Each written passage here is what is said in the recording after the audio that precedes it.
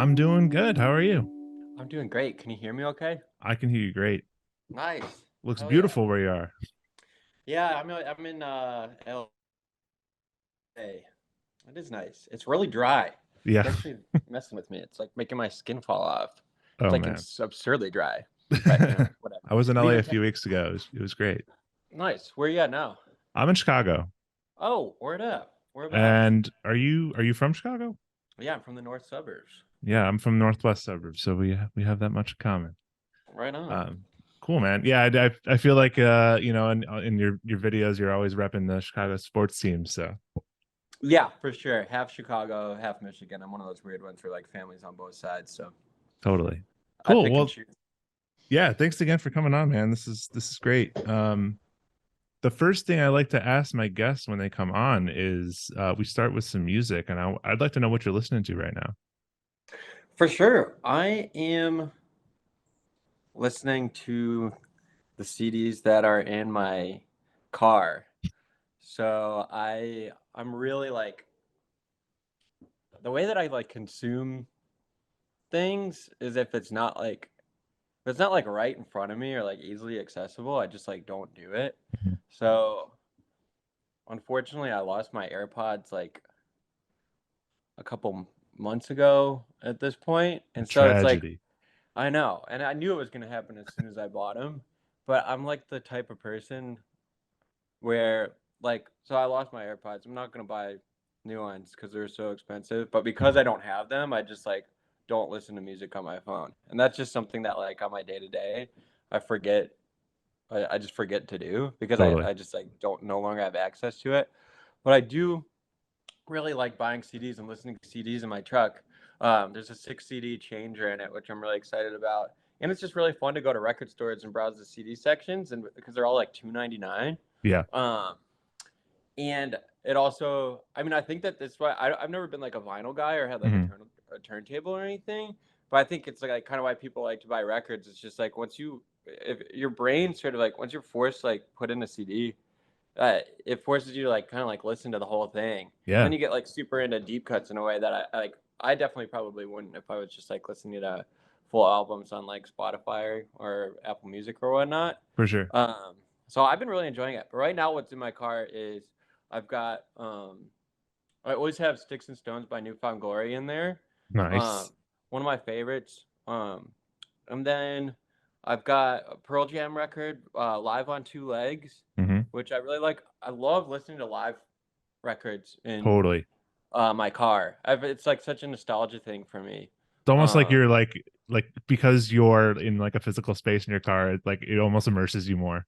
100%. So just like hearing the audience and everything, and I feel like that stuff is really popular when I was growing up and getting into music. I Right. also have a live REM CD in my car, Sweet. that double one or red one.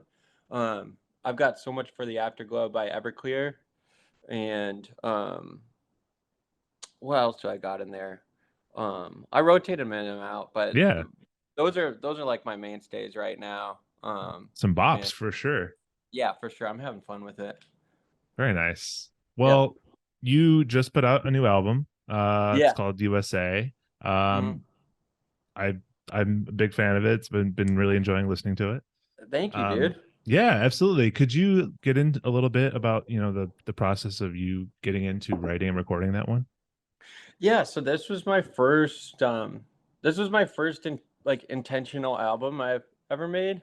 So my first album, um, Lean Into Life, was basically just kind of like four EPs like mashed together. Hmm. I had signed an indie deal and when I was like 28 and 29 and I hadn't made much music before that. So I didn't have a whole lot of faith in myself to be able to like write 12 songs like cohesively in a time frame. Hmm. I just my brain wasn't Yeah, there, and yeah.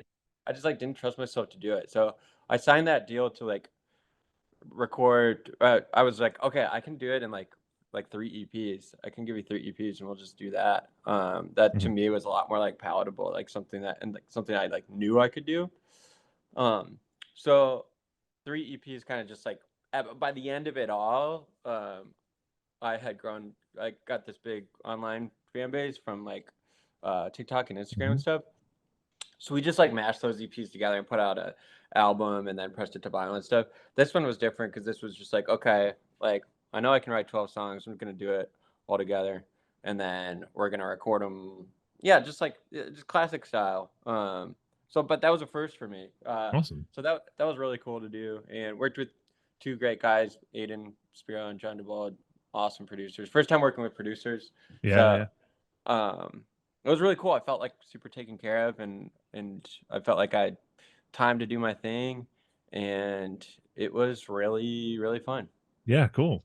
Yeah. Yeah, I mean, you mentioned like, gaining your following on TikTok and stuff. I feel like you considered yourself always, musician first, right? Hmm. Like you kind of fell into that. Can you tell me like how that kind of came about in your kind of TikTok land? Yeah, I mean, this whole thing was motivated by me just like trying to make some money. So, like, I was really bad at making money. I didn't know how to do it. I'd Mhm. been, you know, super broke for a long time, and finally I was able to sign a record deal where the deal was more than like my annual salary at the job that I was holding, Sure. which was $31,000. So the deal wasn't much more than that. But I was just like, okay, I know how to survive on this much Right, money, so yeah. I'm obviously gonna do this. This is more. Um, so the music was the thing that got me to get out of the whole like working grind, Yeah. or at least traditional working grind. And then the TikTok stuff was like, all right, can't play shows because of COVID, so Hmm. let's just try some stuff out. And then that ended up keeping us busy for a super long time, and ended up being one of the main things. Yeah. So yeah, Got you to this album, yeah. for sure, for sure. Um well, you mentioned some of the CDs you have in your car. Are there, other what kind of stuff I guess influence the songs you have on USA? Because in my listening to it, there's a lot. There is like this, you know, emo pop punk backdrop, but there's also some pop elements involved too. Like, can you tell me a little bit about that? Yeah. Going back to the CDs in the car, I think I was listening to like kind of what was in there. I was Yeah. as I was writing it. So there are some grunge elements with the Pearl Jam stuff. Hmm. There are classic like '90s pop rock, like Everclear, like I mentioned. Um, there's pop punk elements as well with like the Newfound Glory stuff. Especially like I'm a drummer, so I start all the songs recording drums. So especially with that, I like played a lot of pop punk drums on the album. I feel Yeah. like, and then just sort of like filled in the space with everything else. I really like '80s music. Sure. I really like The Cure, and stuff like in Depeche Mode and stuff like that. So there's a lot of those elements in there too. Hmm. And yeah, it was just what I was listening to in the car while I was recording it, and Yeah. Awesome. it made it easy. It Yeah. does really, when once you break it down, it does really, like, I hear Newfound Glory and I hear Everclear and I hear a little bit of Pearl Jam. So once you really break it down, like, yeah, that actually makes sense. For sure. Yeah, yeah. And I just like had like a total pop punk upbringing in Chicago. Yeah. Like, of like It's hard to Fall Out avoid. Boy. Yeah, yeah, for sure. I Fall Out Boy, actually just Kick This to Your Grave. for sure. I actually just Yeah. had Adam Siska from the Academy is on, and I feel Oh, like growing up in Chicago area, like that was like the scene at the time for sure. that's awesome. Yeah, the guitar guy who played guitar in that band briefly, not the whole time, but a guy Mhm. named Tom Conrad was a freelance photographer, I think, and he took all Okay. our school photos. And I Nice. always remember being like super starstruck that he Right. was like doing the photo gig. That's awesome. Um, yeah, it was fun. Cool. So you have a tour coming up too for this album. Yeah, I leave tomorrow, so I'm flying to Atlanta tomorrow, which is Very awesome. awesome. You excited for that one? I'm assuming you are for the USA tour. You are hitting most of the USA. Yeah, yeah. So we're doing it all. We're breaking it up into three legs. Yeah. And so tomorrow we start in the southeast, and then we go to up to New York, and then around to Toronto, and then end up back in the Midwest. And I'll be home in Chicago for Thanksgiving, which works out. Not, Oh, but playing Chicago for the next leg. But yeah, starting off in Atlanta, which I'm excited. I awesome. love Atlanta. Hell yeah. Yeah, definitely. That Yeah. sounds awesome. I also found it funny that for the USA tour, you are touring with North Americans. I know, super cool, right? And I'm so excited about that because like honestly such a fan, Awesome. and it's such a vibe, and it's like just really relaxing instrumental music. But I feel like that sound, I don't know. I'm just Yeah, really inspired by it, and I think it'll be just like a great way to start the night off. totally. Um, yeah. Yeah, it sounds like a blast. Mhm. And then before you did mention you played the drums. Mhm. You played in Young Jesus, didn't you? I did, yeah. That was like our my high school band, and I was a little bit Awesome. younger than the other guys, and then played for a little bit out here. But yeah, John's still doing his thing. We're still good buds, and he opened the last tour, so Cool. that was really fun too. Awesome. Yeah, Yeah, I've heard he is also like a deep basketball guy. yeah, he plays. So he plays, and then the guitar player in my band, Garrison, he plays too. They get together. I don't play basketball for some reason. Playing basketball was just like a particularly like physically painful vibe for me. I just feel like it's such a, and I feel like it really gets you because like you don't enter in with the same caution Yeah, yeah. that you would maybe playing like ice hockey on a pond, or like playing like flag football. I feel like Hmm. everyone's sort of aware that these are dangerous sports, and like basketball isn't talked about as enough as like something that's like really dangerous to play like recreationally. Like there's a Totally. lot of elbows being tossed around. There's a lot of, you know, there's just a lot of moving body parts everywhere, and there's no Yeah. refs to facilitate it in the normal setting. So I usually stay away from it. I'm like, as an adult, getting hurt seems like more and more of a bummer as the year goes by. So, Yeah, um, definitely. I mean, you're just like going from like stopping to sprinting like so much. And I feel like the older you get, it's like you could really just snap an ACL so easily. for sure, yeah. Well, like more so, I feel like there's more risk involved. Like I said, Thanksgiving weekend, I'd love to do a touch football game or something. Hmm. Yeah. Turkey It Bowl, weirdly love it. seems safer. Yeah, yeah, yeah. Awesome. Mhm. So I guess the one of the main reasons I thought to ask about getting you on is in your song I tried to draw a straight line. You do have a reference to Kings and Lakers. Yeah, What is the story behind that line? that was the first NBA playoffs that I ever watched. So if I'm remembering correctly, I think it was like 2002. Yeah, like So the I Doug was, Christie, Chris Webber. yeah, Yeah. I was in second grade. So I was just becoming sentient and enough to like know what things were and have my own opinions and stuff. Yeah. And I was like the super gunning for the Kings. Hmm. And I think it was just because I was a little kid and I like hated the color yellow. So I was like, it was all about like uniforms, and I just like didn't like the way that like the Lakers looked. It all comes down to So aesthetics sometimes, for sure. for sure. And then you just like glob on to players for no reason. So I just like really loved Chris Webber. Yeah. I couldn't even point out where like Sacramento was on the map. But it was the first series I think that I was invested in, and then I got really bummed out that they lost. And my song, I tried to draw a straight line.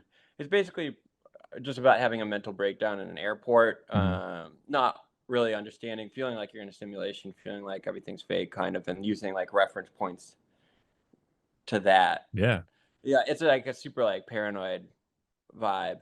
for sure. And as we know, that series got really messed up by some bad people doing some bad things, who went Totally. to jail for it. Yeah. So, I mean, it's proven. So that's just crazy. But I think it was Game 6. Yeah, not even game. It wasn't even Game 7. But I think Game 6 was the controversial game where the refs just really. Yeah, oh yeah. Then there's documentaries about it and everything. But Yeah. that was even without that controversy. Great Mm-hmm. series, like such a Mm-hmm. well played series. I think you weren't alone in rooting for the Kings in that one. Yeah, and then I rooted for the 76ers in the finals. Mhm. Yeah, because I mean, I thought Allen Iverson was like the coolest looking guy I'd ever seen. I had Totally. never seen anyone who like looked that cool before. Yeah. And again, I just really didn't like yellow, Yeah. and that Yeah. was it. Yeah. I I feel like Um, AI definitely brought like he like invented like kind of like the modern basketball like appearance, like the yeah, way you dress, the accessorizing, all that stuff. for sure. Yeah, it's rad. Just Awesome. so cool. So Mhm. are you you still an avid watcher of the NBA? Yeah, I mean, I would.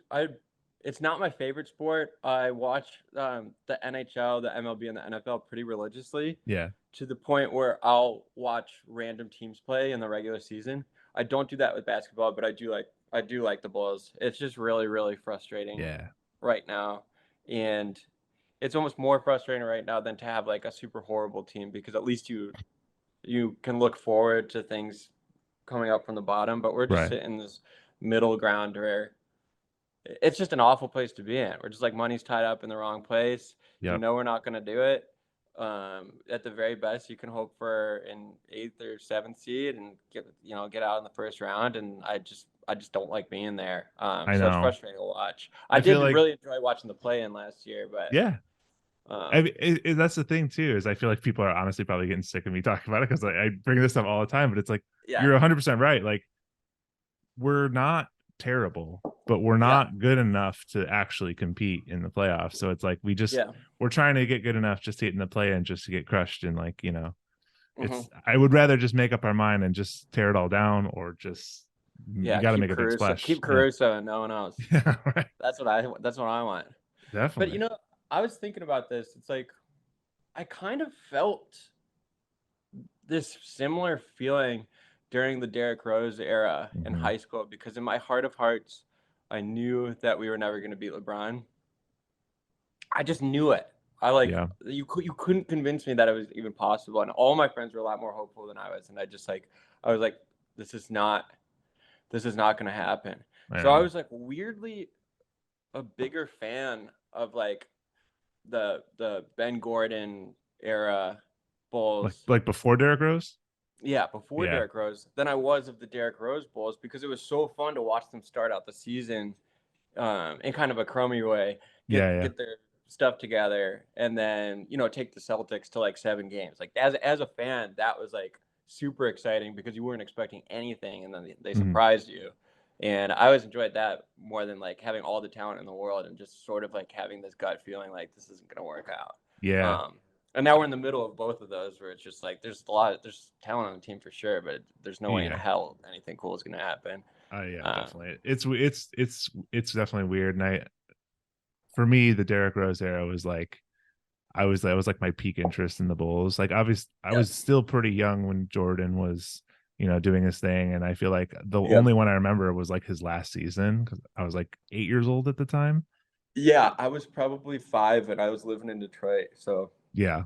But I I had mean, the Derrick Rose, I feel like I do see what you're saying. I felt like like it was an impossible hill to climb, going yep. against LeBron and D Wade and Bosh. But it's like Mhm. something inside me was like, this is like the best it's gonna get for a while. And I Yeah, really, yeah, once he got hurt, it was just like so crushing.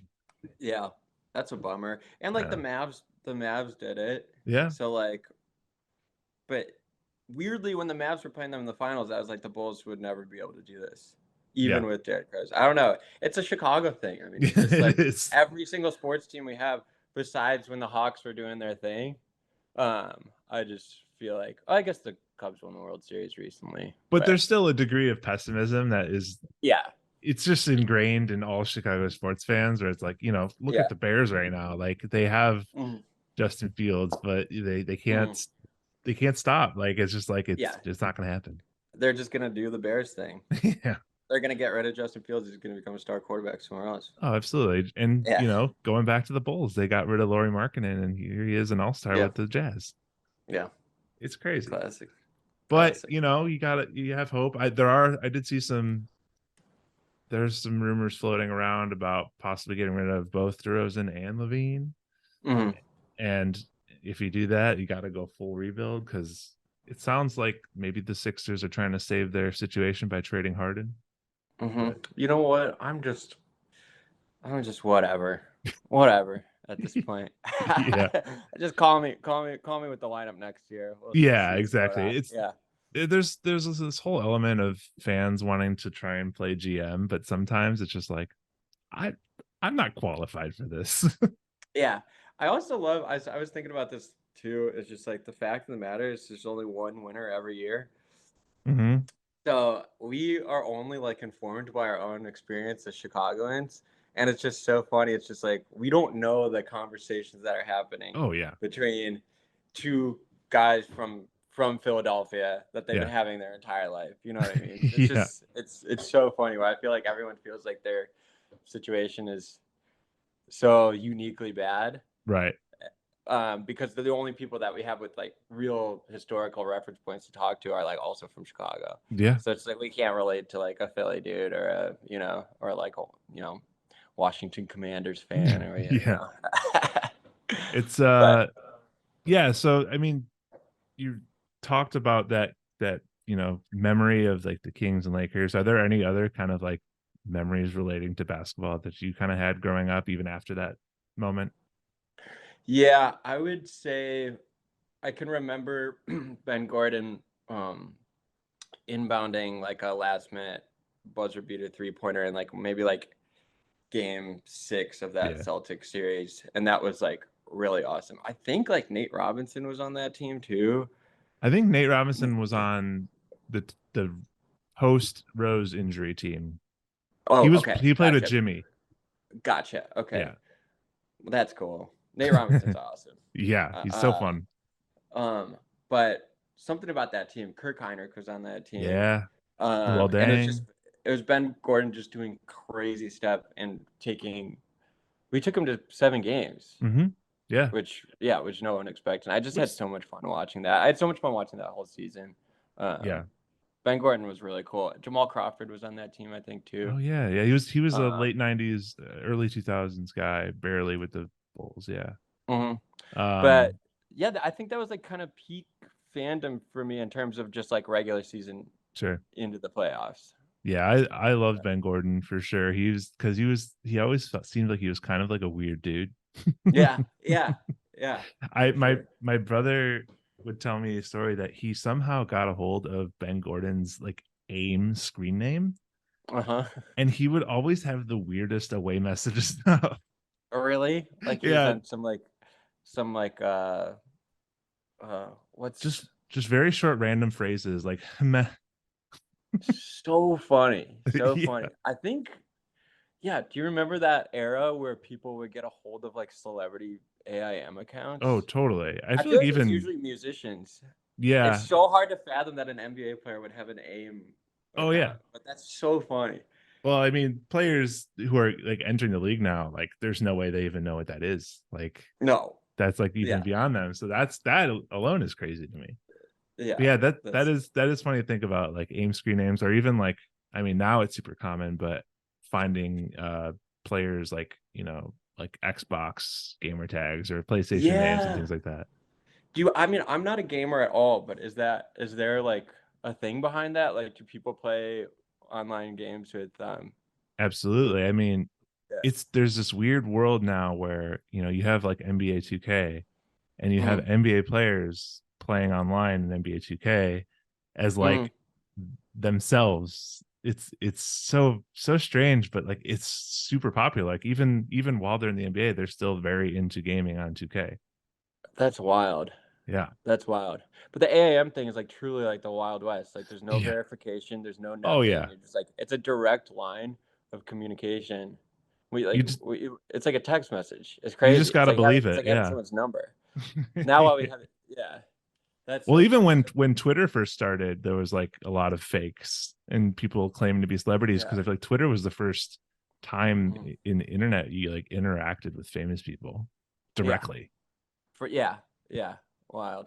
And then Kevin Durant started like a burner account or whatever and Yeah. started talking talking to his haters or whatever. Yep. That's so funny. Just Defending finding out himself. people are just weirdos. Oh yeah, But that's funny about Ben Gordon. I, I hadn't. I think I'd heard like a couple anecdotal stories and just forgot about him until you reminded me. But for I sure. saw him once at Old Orchard Mall. Oh, nice. So I saw Nocioni at Woodfield Mall once. nice, just hanging out in malls. Yeah. Yep. Um so you mentioned you hated Laker yellow, but you live in LA. Do you go to Laker games or anything? No, Laker games are still expensive, so I just like haven't done it. I've gone to a couple Clipper games to Hmm. see like more so the opposing teams Yeah. because but not really anymore because they're just sad. Like going to a Hmm. Clippers game is really sad. You realize that like especially growing up in Chicago, being in an empty stadium in LA is like not fun no matter who you were seeing. And the Clippers were doing that thing that was really annoying where they would just sit Kawhi and Paul George just to rest them, Yeah. which I freaking hate that, man. I was like, I wanted to go to see y'all play like Devin Booker and everything. And Hmm. now I'm just seeing this like absolute blowout because the Clippers decided they didn't need to like win this game. No one's there. Yeah. Well, Um, you'll like the rule changes this year because they're combating sitting players like that. for sure. But LA's tough. Like I think so. I've never been to a Lakers game. I'm sure the culture around that team is a lot better. Sure. Dodgers culture is sick. I've talked to a bunch of people who've gone to like Rams and Chargers games, and they just said it sucks so bad. Like mostly away fans. Like it's like weirdly silent, and like you and I grew up going to games where it's crazy. It's Yeah. awesome. You're all in. And Yeah. that you realize like how big of a part of like the live experience that is. So yeah, Dodger games are fun, but I'm not doing the Clippers thing anymore. I mean, it's only like $8, but I still spend like 150 on like some chicken wings and beer. Yeah. So it's like, it's the juice is not worth the squeeze. Right. But if I can get into a Laker game for free or something, I think that'd be fun. Has Um, your previous liking for that Kings team has it transferred to the more recent team, which has been pretty good? yeah, I mean, I was definitely gunning for him last year in the Yeah, playoffs. It was super fun to watch. I just love it when when teams can turn it around really quickly. Like I think definitely. it's sick that the Diamondbacks and Rangers are playing the World Series Yes, right now. Like that's so fun for me. I think it's so good for the sport. absolutely. Uh, if we can get to a place where like any fan of any team feels like it could happen for them in the next 2 years, then I think that's just like a much better place to be from Totally. a fan perspective. So yeah, the Kings thing is really cool. And I've been living in LA, but I like love going up to Mammoth. I don't snowboard, but like Mammoth is like a really cool place to go in the summer to like hike and do like Hmm. hot springs. It's a really geographically cool zone, and like kind of like in that like eastern Sierra zone. So geographically, I'm kind of like drawn to like the Sacramento Yeah, region nice. too, even more so than LA.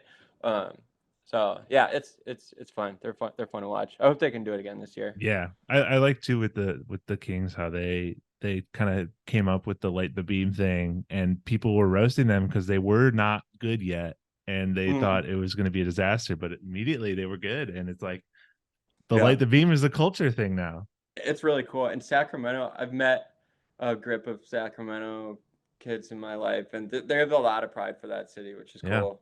Everyone I met from Sacramento like reps it super hard, and has been waiting for the Kings to be good for so long. So, Hmm. um, yeah, I'm all about it. Awesome.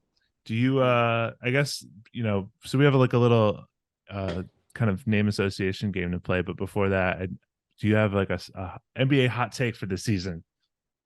No, I'm too depressed. I can't like.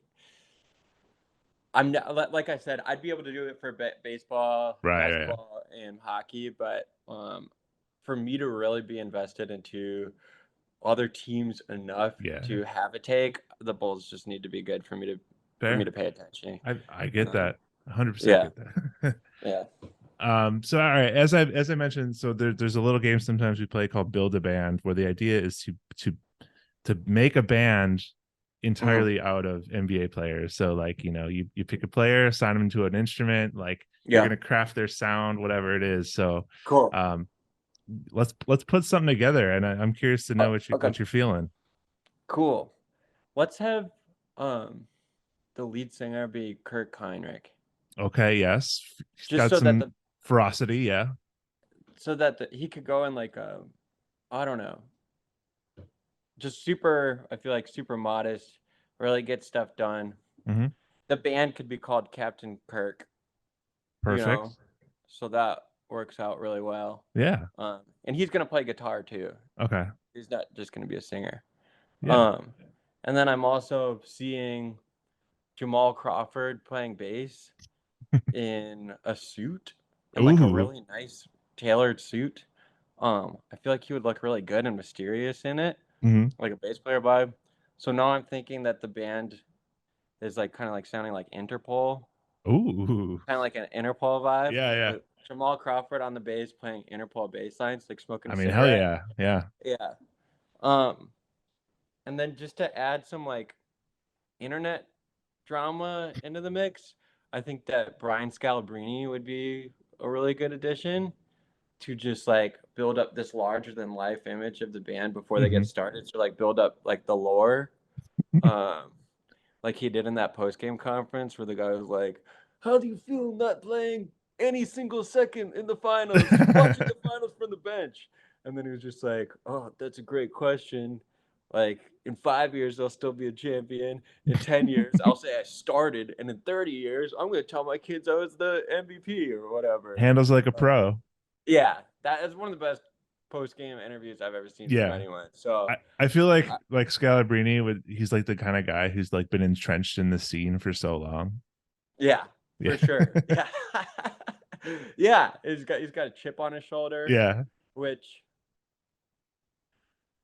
is funny. Yeah. Chip on your shoulder really works for sports.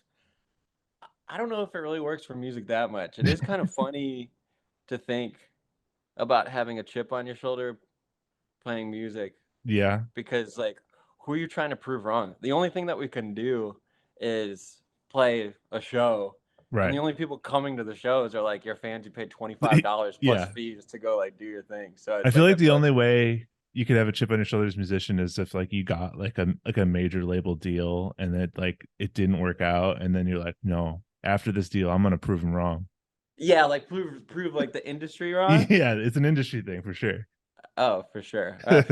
Man, we could be talking about me in a couple weeks. Who knows? But but No way, never.